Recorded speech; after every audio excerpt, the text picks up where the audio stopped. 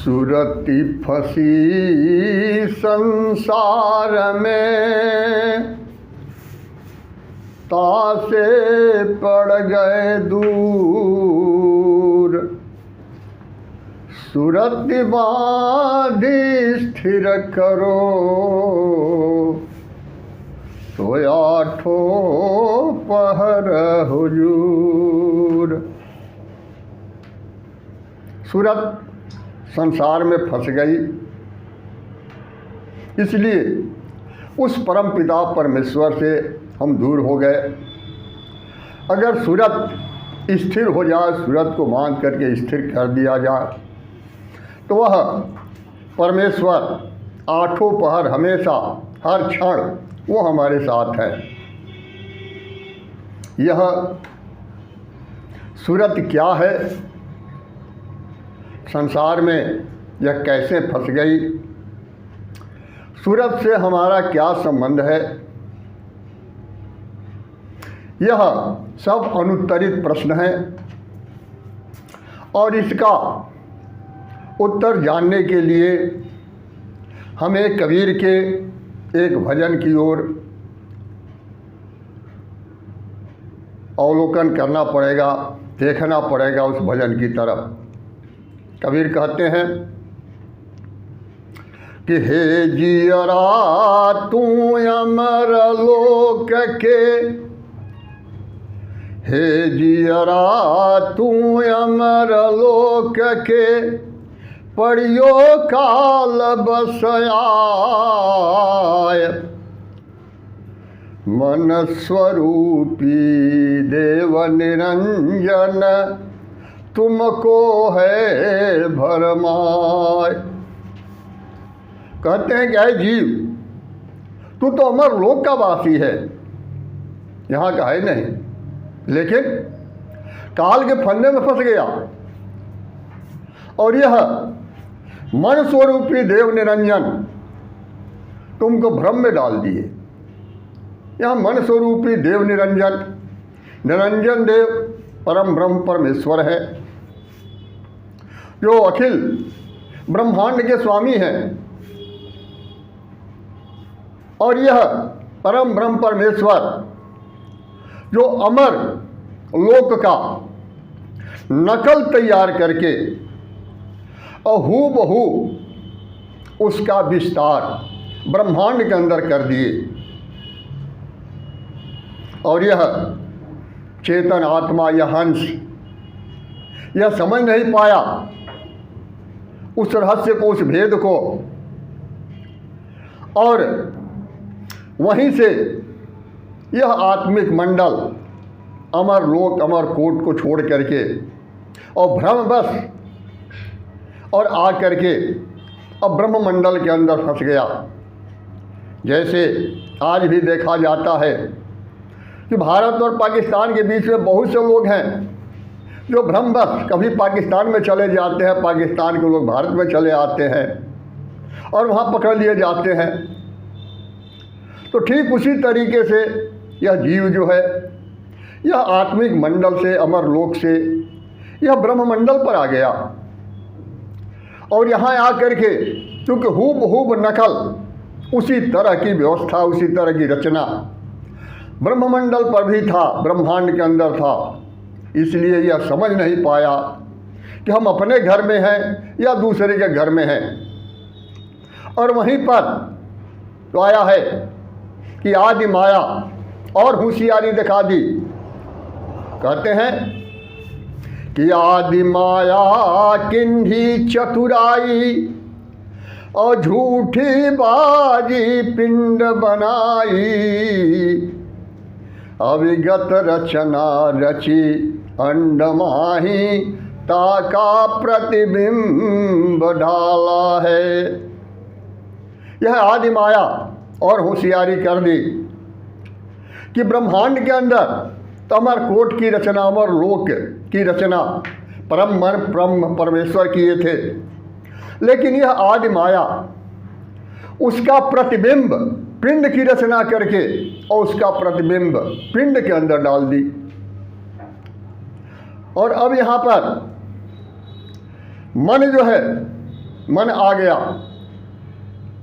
वही परम ब्रह्म परमेश्वर जिसको कहा गया है अक्षर ब्रह्म, जो कहते हैं कि निह अक्षर से अक्षर भया और अक्षर किया प्रकाश, अक्षर से मन उपजा सुनहु संत धर्मदास, मन से माया उपजी और माया तिरगुण रूप, पांच तत्व के मेल से और रचियो विविध स्वरूप। तो निरक्षर स्वयं तुम हो, यह आत्मा है निरक्षर, और निरक्षर से ही यह अक्षर ब्रह्म की उत्पत्ति हुई है, जो परम ब्रह्म परमेश्वर है, और उन्हीं से यह मन की उत्पत्ति है। मन से यह माया है, और माया की यह संपूर्ण संरचना है। यह अविद्या माया पिंड की रचना करके और इसके अंदर इस जीव को फंसा दिया। वही कहते हैं कि हे जीरा तू अमर लोक के पड़ियो काल बस आय, मन स्वरूपी देव निरंजन तुमको है भरमाय। यह सूरत भी, सूरत ख्याल को कहते हैं, सूरत भी यह महाकाल से ही जो शब्द स्वरूपी हैं, शब्द से ही सूरत की उत्पत्ति हुई है। और यह सूरत इस जीव का, इस आत्मा की पत्नी बन गई, और यह हमेशा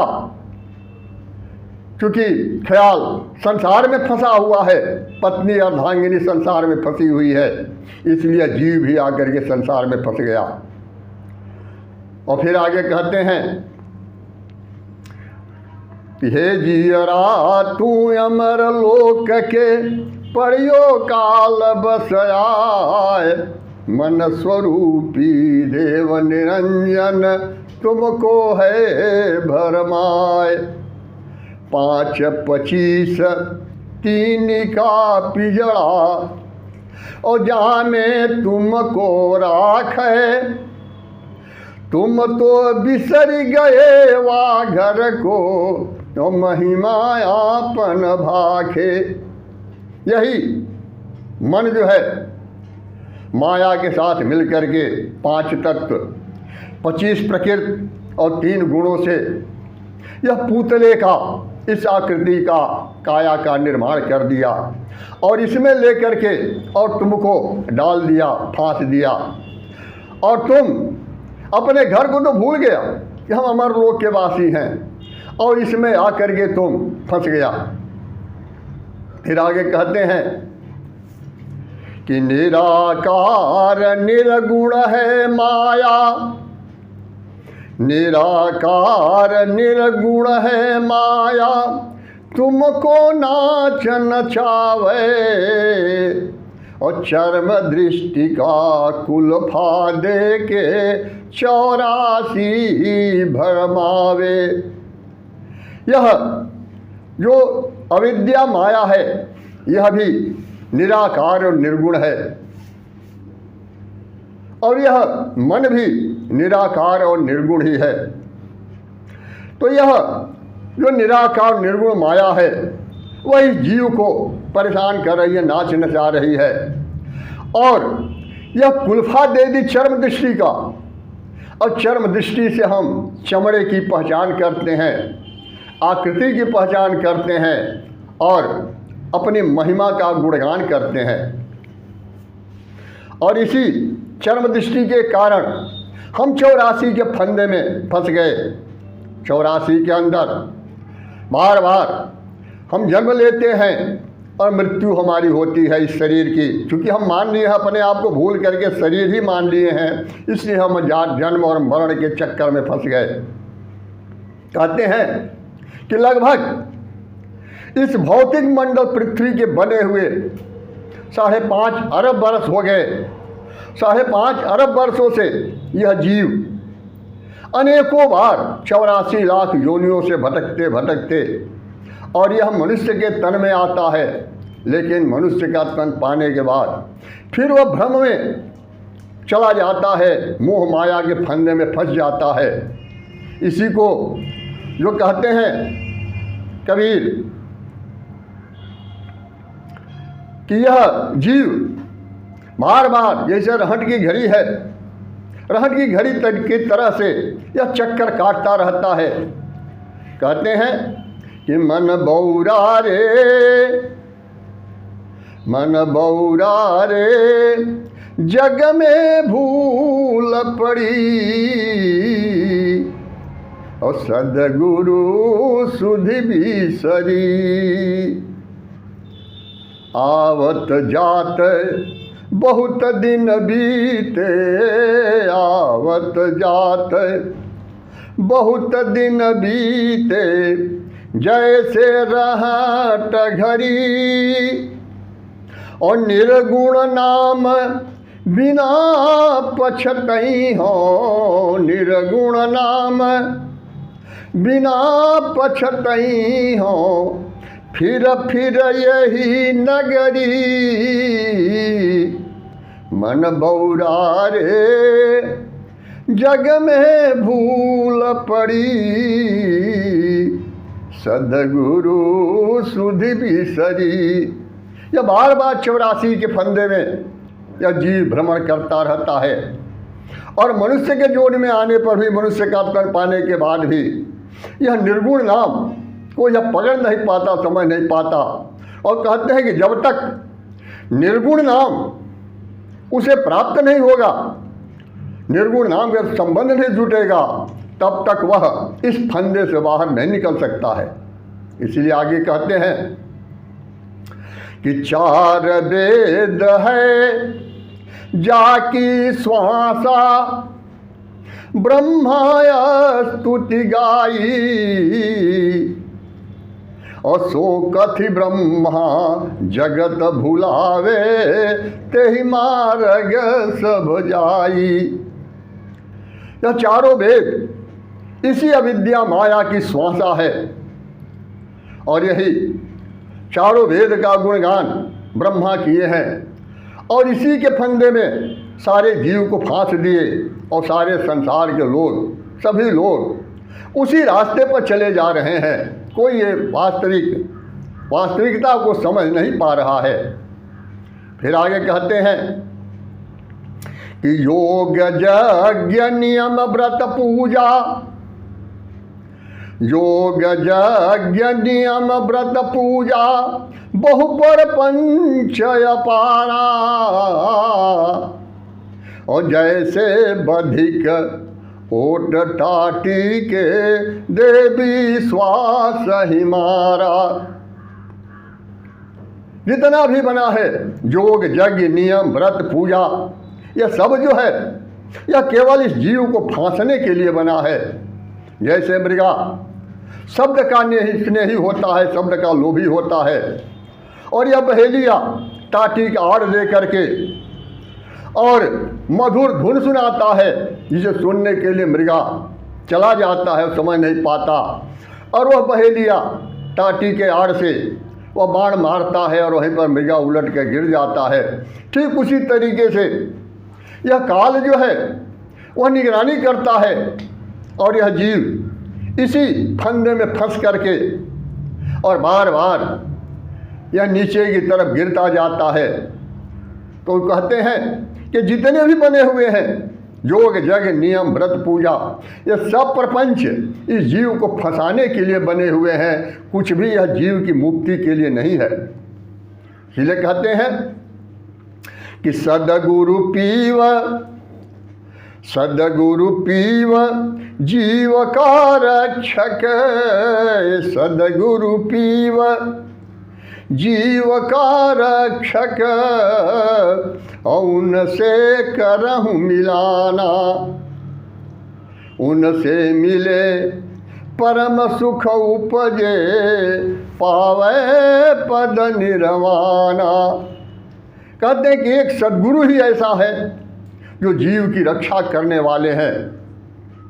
इसलिए उनसे, सद्गुरु से जा कर के मिलान करो, और अगर सद्गुरु से तुम्हारा मिलन हो गया, सद्गुरु का दर्शन हो गया, तो वहीं से तुम्हें रास्ता मिल जाएगा और वहीं से निर्माण पद की तरफ अग्रसर हो जाओगे।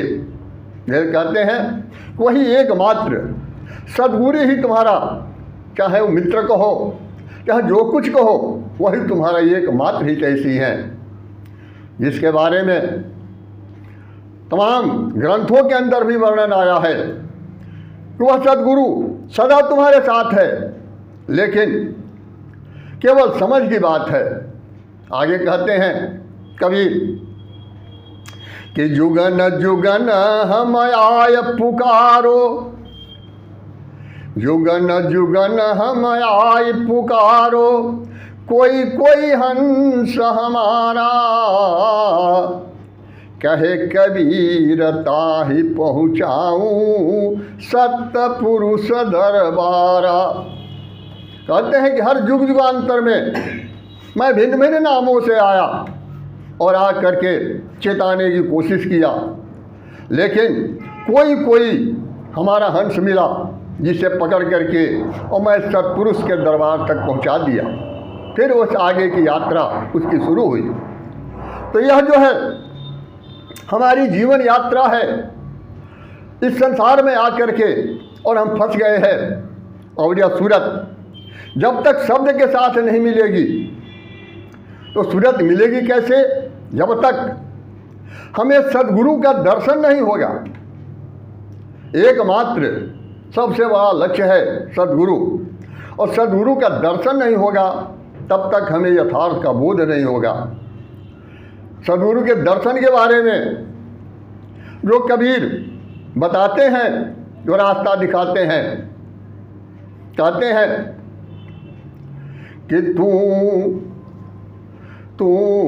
सूरती नयन निहार अंड के पारा है।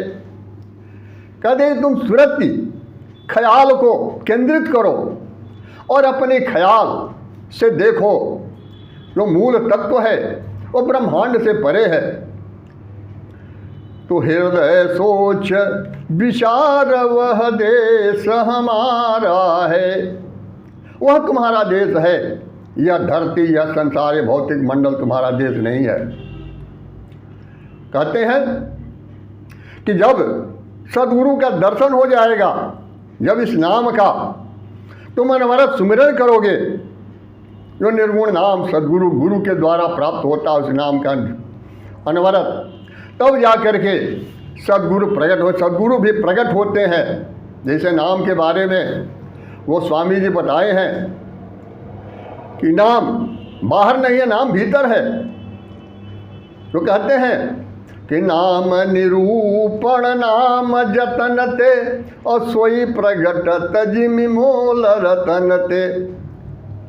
नाम का प्रकट होता है, लेकिन जब नाम का सुमिरन हम अनवरत करते हैं श्वासा की धुन पर, तो सद्गुरु वहाँ पर दर्शन होता है। सद्गुरु का जब केंद्रित हो जाएगा ध्यान, तो तुरंत सद्गुरु वहाँ पर उपस्थित होंगे। और उसके बाद सद्गुरु ही वास्तव में हमको नाम लखा सकते हैं। गुरु नाम देता है, प्रदान करता है, लेकिन सद्गुरु नाम को लखा सकते हैं। और नाम लखने के बाद वही सूरत और शब्द के रहस्य को बताएंगे, क्योंकि जब तक सूरत उस शब्द में विलीन नहीं होगी जिस शब्द से अलग हुई है, और वो शब्द है कहाँ, उसके बारे में जो कहते हैं कबीर कि जो आगे जा कर के जो पिंड और ब्रह्मांड से परे जो बेहद का मैदान है, जिसको कबीर कहते हैं हद चले से मानवा बेहद चले से साध, और हद बेहद दोनों चले ताका मता अगाध। तो बेहद के अंदर वह जो दूसरा शून्य है, तीसरा शून्य, तीसरे आकाश में वो महाकाल का स्थान है। पहले शून्य के बारे में जो बात बताते हैं कि पहिला अभय शून्य है भाई, कन्या निकलत बाहर आई, अयोग संतायन पूछो वाही, ममदारा वह भरतारा है। तो यही जब पहले अब शून्य के अंदर हम प्रवेश करते हैं तो यह जो सूरत संसार में फंसी हुई है, तो संसार से निकल करके और यह सूरत अब ये चली आती है बाहर, और यही सूरत कन्या के रूप में जब बाहर आती है तो पूछती है कि हमें किसके साथ मिलना है, किसके साथ योग हमारा मिलन होगा, और संतायन संत का घर कहाँ है। आप जो चले हैं अपना घर खोजने के लिए, तो आपका घर कहाँ है। तब मैं कहा उससे कि तुम हमारी स्त्री हो, तुम हमारी पत्नी हो, और तुम्हारा भरण पोषण करने वाला वह भरतार परम पुरुष है, महाकाल है। वही जब तीसरा शून्य आता है तो तीसरे शून्य में, दूसरे शून्य के अंदर माया सहित निरंजन देव हैं, लेकिन तीसरे शून्य के अंदर, तीसरे शून्य के बारे में कहते हैं कि तीज महाशून्य सुखाली, और महाकाल यहाँ कन्या ग्रासी, योग संतायन आए अविनाशी, जिन गल नख छेद निकारा है। तीसरे शून्य में वह महाकाल इस कन्या को, जो सूरत को निगल जाते हैं, निगल जाने का मतलब है कि सूरत शब्द में विलीन हो जाती है, और जब यह सूरत शब्द विलीन हो जाती है तो वहाँ पर जा कर के यह चेतन आत्मा, यह जीव मुक्त हो जाता है, और तब वह स्वयं परम पिता परमेश्वर इस संत के घर पधारते हैं, और यहीं से आगे की यात्रा शुरू होती है। तो जब तक यह सूरत शब्द विलीन नहीं होगी, इसीलिए मदन साहब भी कहते हैं कि सूरत शब्द परम हेत संत निर्माई। उस परम पुरुष से मिलने, उस परम पुरुष तक पहुँचने के लिए सूरत शब्द योग का निर्माण संत लोगों ने किया है। क्योंकि जब तक यह सूरत, जब तक हमारा ख्याल उस मूल शब्द के साथ नहीं मिलेगा, तब तक हम स्वतंत्र नहीं होंगे, हम अपने आप को पहचान नहीं सकते, और जब तक हम अपने आप को नहीं पहचानेंगे तब तक हम यह नहीं जान सकते कि हमारा मूल स्थान कहाँ है और किस रास्ते से हमें वहाँ तक जाना है। इसलिए सद्गुरु के शरण में एकमात्र रास्ता है, सद्गुरु शरणम गच्छामि, सद्गुरु शरणम गच्छामि।